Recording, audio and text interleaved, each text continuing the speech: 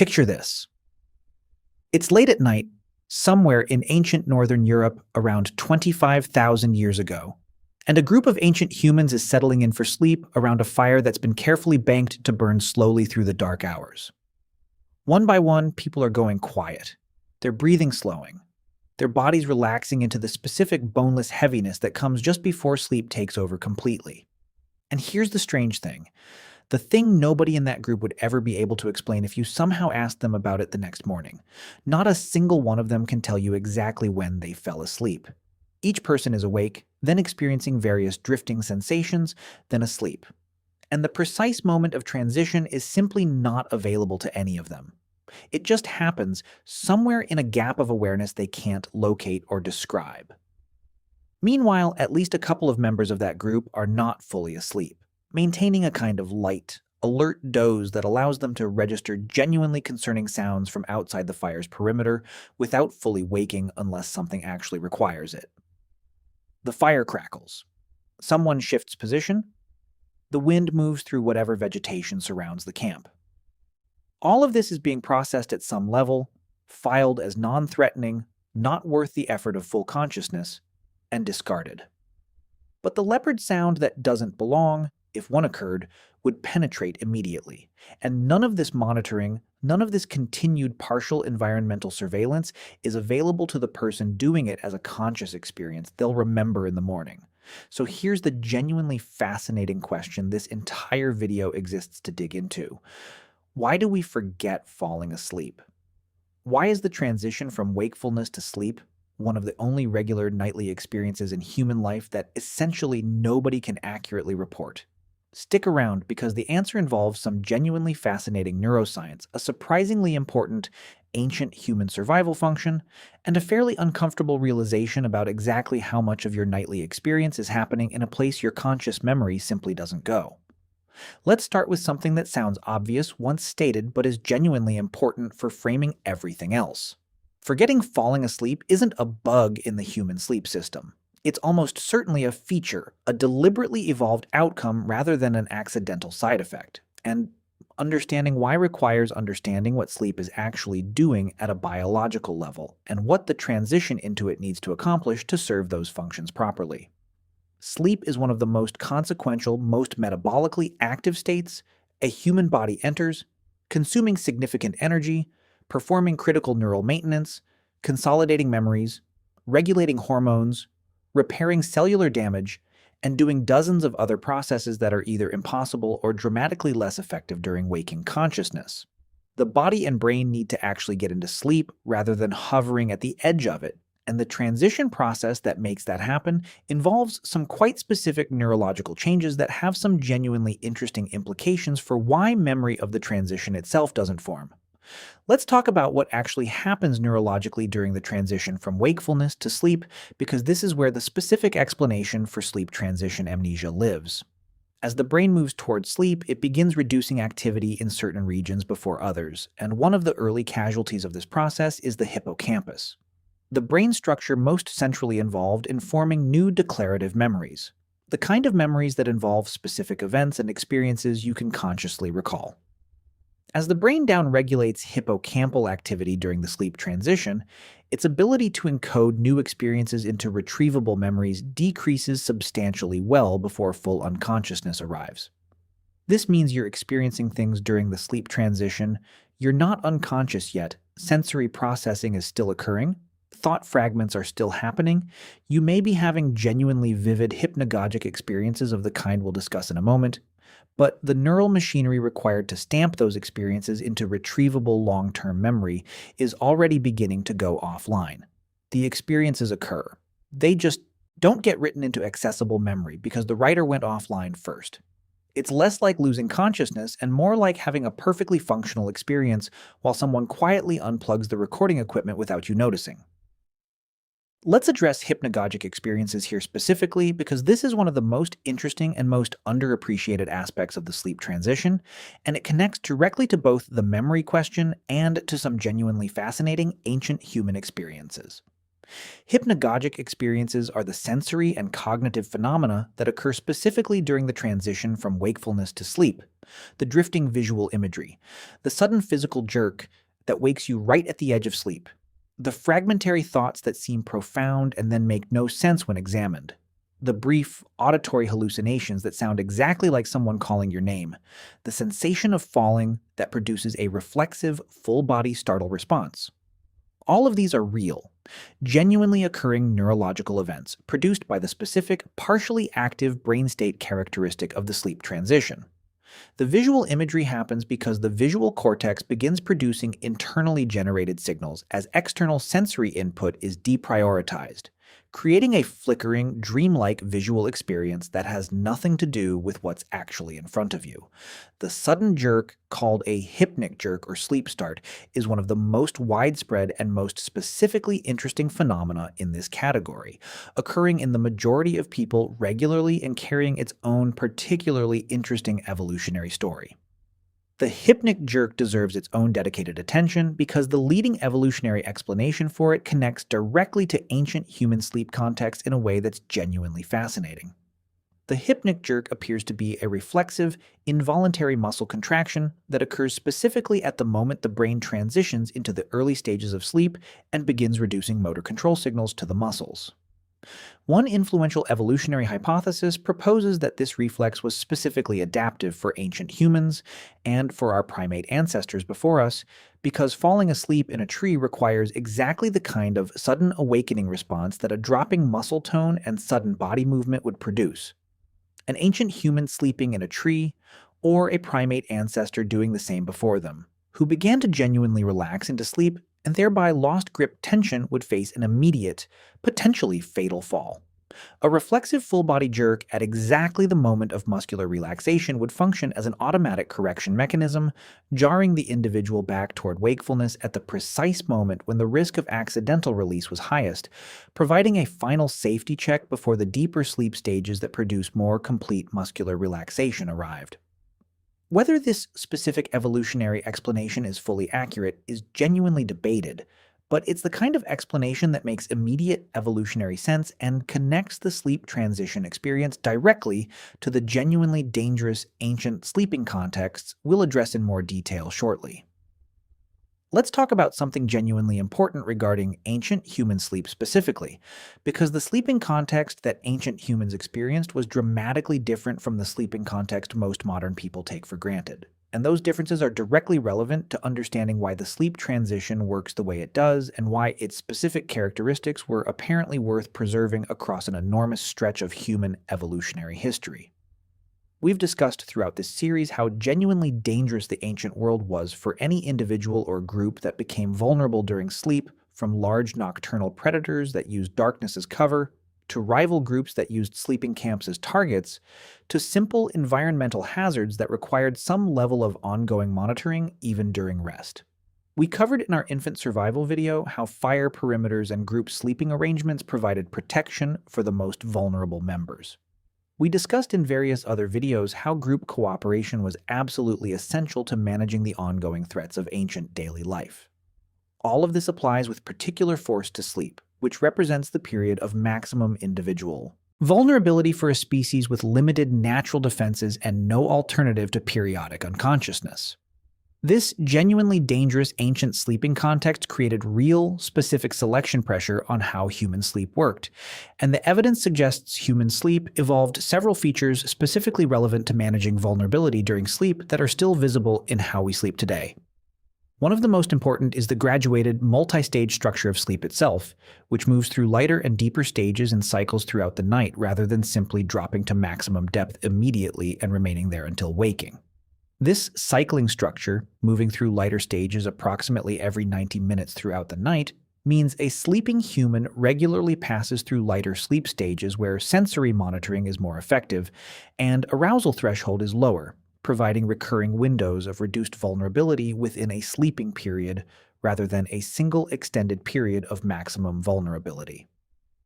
The light, alert doze we described in our opening scenario, the partial sleep state, that allowed some group members to continue monitoring the environment without fully waking is a genuine, well-documented aspect of human sleep variability.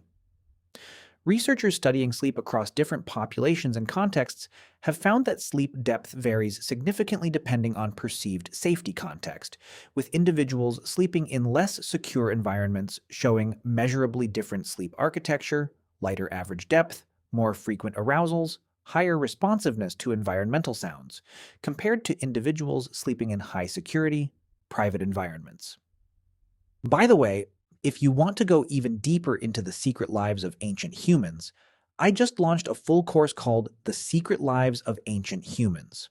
10 modules, 3+ hours of content covering everything we never talk about on YouTube. What they feared, how they communicated, what hunted them, and much more. Plus an exclusive PDF guide included. Link in the description. See you inside. This environmentally responsive sleep architecture is exactly what you'd expect from a sleep system that evolved in an ancient context where sleeping security varied enormously depending on specific circumstances, with the system calibrating to provide the minimum sleep depth required for biological restoration while maintaining whatever degree of environmental monitoring the specific context seemed to require. The fact that this environmental calibration is still clearly visible in how modern humans sleep in different contexts suggests it represents a deeply embedded, genuinely ancient adaptation rather than a purely modern response to contemporary environmental variation. Now let's get back to the memory question specifically, because we've established what's happening neurologically during the transition, but haven't fully addressed why this specific design was apparently worth preserving evolutionarily, what function the amnesia for the transition itself serves, rather than simply being an unavoidable side effect of hippocampal downregulation. Here's the genuinely interesting argument that this amnesia may actually be functionally useful rather than simply incidental. Remembering the process of falling asleep in vivid, detailed, conscious level clarity might actually interfere with the sleep process itself. Sleep onset requires a specific kind of cognitive letting go, a reduction in active monitoring, self-directed thought, and the kind of goal-directed cognitive engagement that characterizes wakefulness. If the brain attempted to maintain high-fidelity conscious memory encoding during the transition, it would be maintaining exactly the kind of active cognitive engagement that sleep onset requires reducing. The amnesia isn't despite the transition process, but partly because of it, a natural consequence of the brain beginning to disengage from the active, directed cognitive processing that wakefulness requires. This is actually consistent with something many people experience. Lying awake, worrying, actively trying to stay aware of falling asleep, deliberately monitoring whether you're asleep yet, all of these are reliable ways of not falling asleep, because they maintain exactly the active cognitive engagement that the transition process requires reducing. The forgetting of the transition isn't just a side effect of falling asleep. It may be partly constitutive of falling asleep, a necessary component of the cognitive disengagement that allows the actual transition to occur rather than simply an unfortunate amnesia that happens to coincide with it. Let's address something genuinely fascinating here about what ancient humans likely experienced and thought about this amnesia, and how it might have contributed to various aspects of ancient belief and experience that we've touched on throughout this series. Ancient humans would have experienced the same sleep transition phenomena we experience today, the same hypnagogic imagery, the same hypnic jerks, the same inexplicable transitions between being awake and being somewhere else entirely, the same occasional vivid awareness of being at the very edge of sleep before the awareness itself dissolves.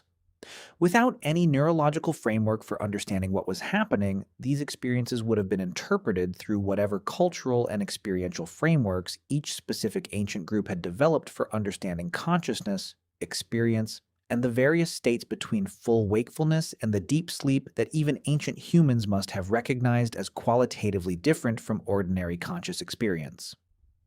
The hypnagogic imagery, specifically the vivid internally generated visual experiences occurring during the transition, may have contributed to ancient interpretations of the sleep-waking boundary as a genuinely special, meaningful state, a threshold between ordinary reality and something else.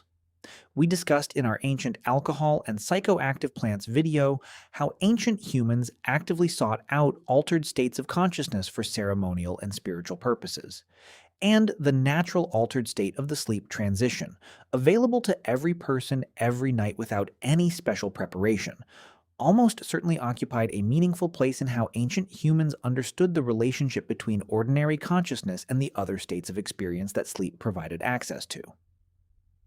The dream state that follows successful sleep onset would have been even more significant in this regard.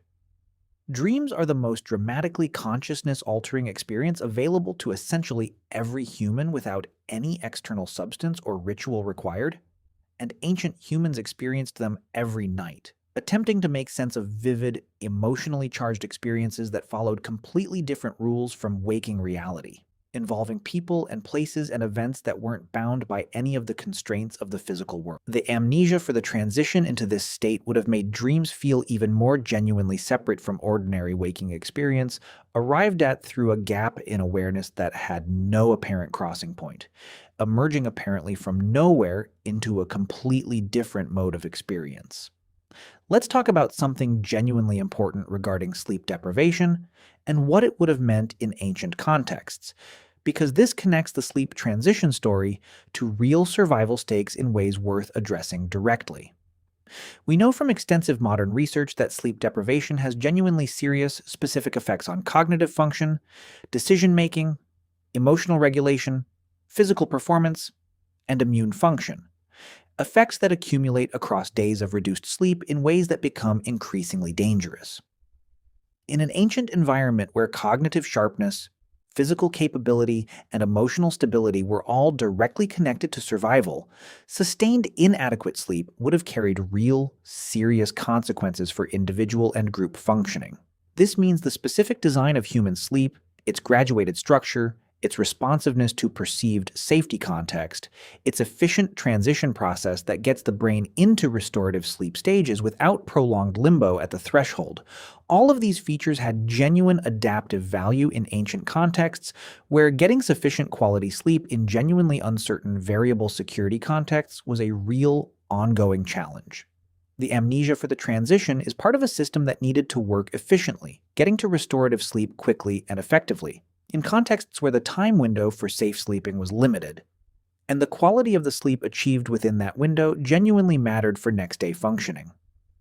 Let's bring in something genuinely interesting here regarding the social dimension of ancient sleep, because we've covered in various earlier videos how thoroughly social ancient human life was, and sleep was almost certainly no exception to this general principle.